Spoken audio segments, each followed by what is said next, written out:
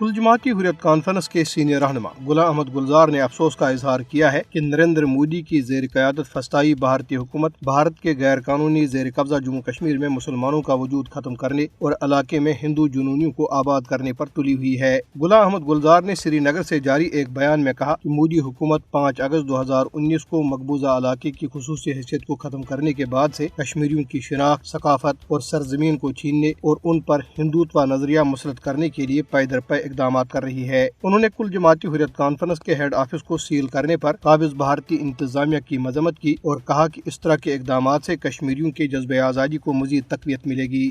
غلام احمد گلزار نے حق خودراجت کے حصول کے لیے منصفانہ جدوجہد کی غیر متزلزل حمایت پر پاکستان کا شکریہ ادا کیا۔ دریاسنا قابض حکام نے جنوبی کشمیر کے قصبے اسلام آباد میں حریت رہنما قاضی یاسر کے ایک شاپنگ کمپلیکس کو مسمار کر دیا۔ یاد رہے کہ مقبوضہ جموں کشمیر میں مودی حکومت کی مسلط کردہ انتظامیہ نے تحریک آزادی سے وابستہ لوگوں اور تنظیموں کو نشانہ بنانے کا سلسلہ تیز کر دیا ہے۔ انتظامیہ ان کی جائیدادوں کو ضبط اور مسمار کر رہی ہے۔ حال ہی میں سری نگر میں کل جماعتی حریت کانفرنس کے ہیڈ آفس کو بھی ضبط کیا گیا۔ جماعت اسلامی اور اس کے رہنماؤں کی بہت سی جائیدادیں ضبط کر دی گئی ہیں، جبکہ گزشتہ چند ہفتوں میں کئی حریت رہنماؤں اور کارکنوں کے مکانات مسمار کیے گئے۔ قابض انتظامیہ کی طرف سے جاری بے دخلی مہم کے خلاف لوگوں نے بٹور، جموں اور بڈگام کے علاقوں میں احتجاجی مظاہرے جاری رکھے۔ مظاہرین نے کہا کہ مودی حکومت کی کشمیر دشمن پالیسیوں نے لوگوں کی زندگی اجیرن کر دی ہے۔ انہوں نے بے دخلی کا حکم نامہ فوری طور پر واپس لینے کا مطالبہ کیا۔ ادھر سری نگر، بارہمولہ اور وادی کشمیر کے دیگر علاقوں میں پوسٹر چسپاں کیے گئے ہیں، جن کے ذریعے کشمیریوں کی جدوجہد آزادی کی مسلسل حمایت پر پاکستان کا شکریہ ادا کیا گیا۔